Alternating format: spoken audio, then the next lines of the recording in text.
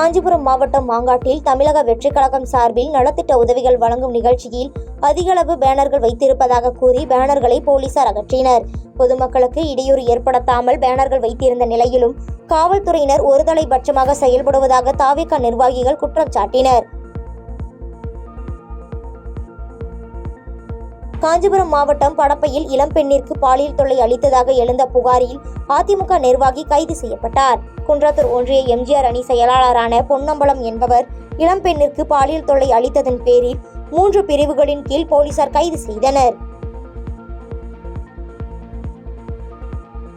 திண்டுக்கல் மாவட்டம் காப்பிலியப்பட்டி பகுதியைச் சேர்ந்த தபால் நிலைய ஊழியரான சாந்தி என்பவர் பூட்டிய வீட்டிற்குள் இறந்த நிலையில் சடலமாக மீட்கப்பட்ட சம்பவம் பரபரப்பை ஏற்படுத்தியுள்ளது. சம்பவத்தன்று இரவு சாப்பிட்ட பின் உறங்கச் சென்ற அவர் நீண்ட நேரமாகியும் கதவை திறக்காததால் தகவலின் பேரில் கதவை உடைத்த தீயணைப்பு துறையினர் உறங்கிய நிலையில் கிடந்த சாந்தியை சடலமாக மீட்ட நிலையில் போலீசார் விசாரணை மேற்கொண்டு வருகின்றனர். காஞ்சிபுரம் மாவட்டம் களக்காட்டூர் கரிய மாணிக்க பெருமாள் கோயில் வனபோஜன உற்சவத்திற்கு வருகை தந்த காஞ்சி வரதராஜ பெருமாளை ஏராளமான பக்தர்கள் தரிசித்தனர். கிராம வீதிகளில் வண்ண கோலமிட்டு பெருமாளை வரவேற்ற பக்தர்கள் தீப ஆராதனை காட்டி வழிபட்டனர்.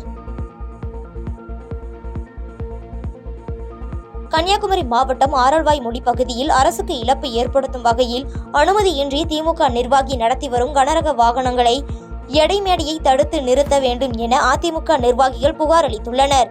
ஆரல்வாய்மொழி அதிமுக பேரூராட்சி தலைவர் முத்துக்குமார் தலைமையில் மாவட்ட ஆட்சியரை சந்தித்த வார்டு உறுப்பினர்கள் புகார் அளித்தனர்.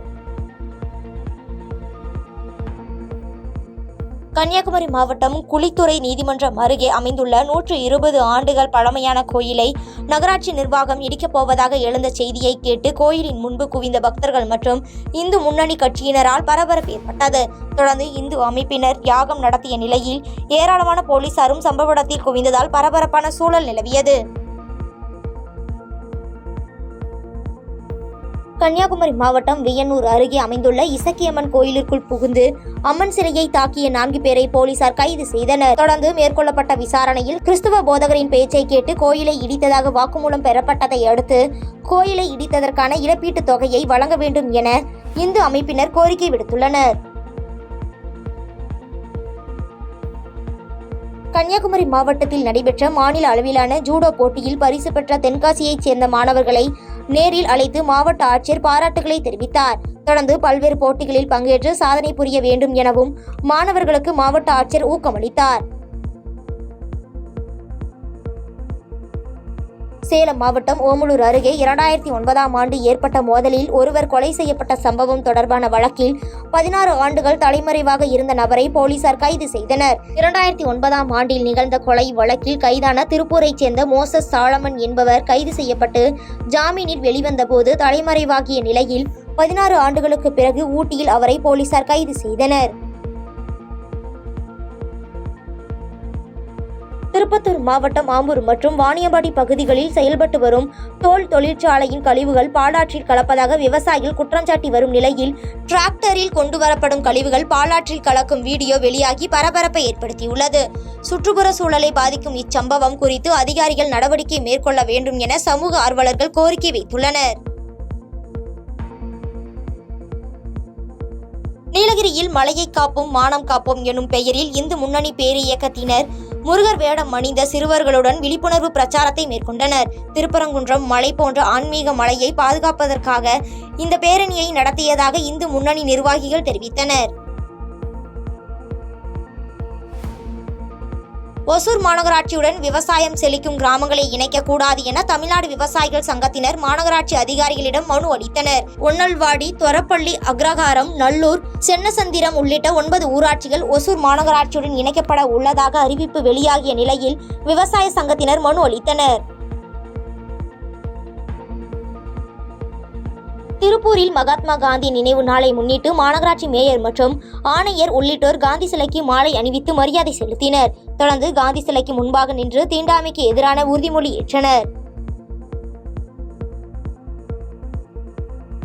திருப்பரங்குன்றம் மலையில் புனித தன்மையை இஸ்லாமிய அமைப்புகள் கெடுக்க நினைப்பதாக குற்றம் சாட்டி இந்து மகா சபாவினர் ஆர்ப்பாட்டத்தில் ஈடுபட்டனர். திருப்பரங்குன்றம் மலையை ஆக்கிரமிக்க நினைக்கும் செயல்களில் ஈடுபடுபவர்களை தமிழக அரசு தடுத்து நிறுத்த வேண்டும் எனவும் அவர்கள் கோஷங்களை எழுப்பினர். திண்டுக்கல் நகர் போக்குவரத்து காவல்துறை சார்பில் இருசக்கர வாகனத்தில் தலைக்கவசம் அணிந்து வந்த நபர்களுக்கு மரக்கன்றுகள் வழங்கப்பட்டன. தேசிய சாலை பாதுகாப்பு மாதத்தையொட்டி காவல்துறையினர் ஏற்பாடு செய்திருந்த இந்நிகழ்ச்சியில் தலைக்கவசம் அணிவதன் அவசியம் குறித்து விழிப்புணர்வு ஏற்படுத்தப்பட்டது.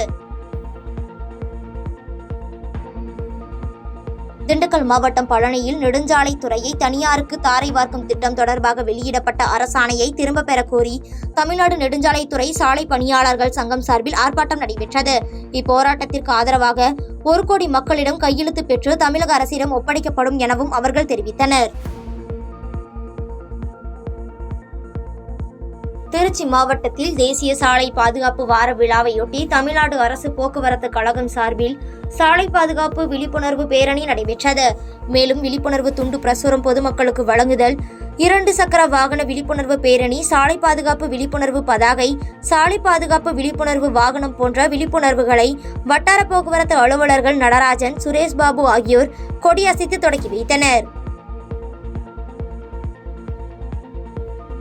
திண்டுக்கல் பூ மார்க்கெட்டில் மல்லிகை, முல்லை, கனகாம்பரம் உள்ளிட்ட பூக்களின் விலை அதிகரித்துள்ளது. கடந்த சில நாட்களாக திண்டுக்கல் சுற்றுவட்டார பகுதிகளில் பெய்து வரும் பனிப்பொழிவு காரணமாகவும் தொடர் முகூர்த்தம் காரணமாகவும் பூக்களின் விலை அதிகரித்துள்ளது.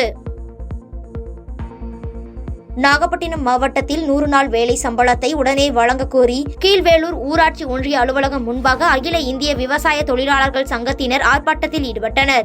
இதில் 100க்கும் மேற்பட்ட விவசாய தொழிலாளர்கள் கலந்து கொண்டு கோரிக்கை முழக்கங்களை எழுப்பினர்.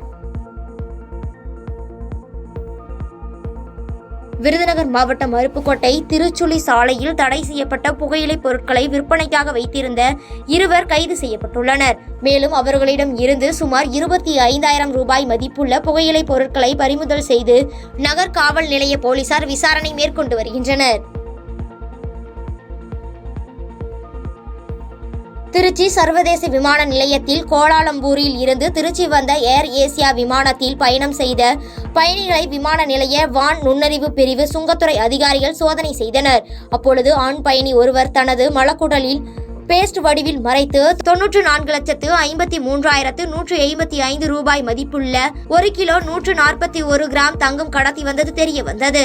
இதனையடுத்து சுங்கத்துறை அதிகாரிகள் அவரிடம் இருந்து தங்கத்தை பறிமுதல் செய்து விசாரணை நடத்தி வருகின்றனர். மதுரை திருமங்கலம் ராஜபாளையம் செல்லும் சாலையில் 4 வழிச்சாலை பணியால் விபத்து ஏற்படுவதால் சுரங்கப்பாதை வசதி கோரி கிராம மக்கள், பள்ளி மாணவர்கள் என 500க்கும் மேற்பட்டோர் சாலை மறியல் போராட்டத்தில் ஈடுபட்டனர். இந்த போராட்டத்தில் மக்களுக்கு ஆதரவாக முன்னாள் அமைச்சர் RB உதயகுமார் கலந்து கொண்ட நிலையில் போலீசார் போராட்டத்தில் ஈடுபட்டவர்கள் மற்றும் முன்னாள் அமைச்சர் RB உதயகுமாரையும் கைது செய்ததால் அப்பகுதியில் பரபரப்பு ஏற்பட்டது.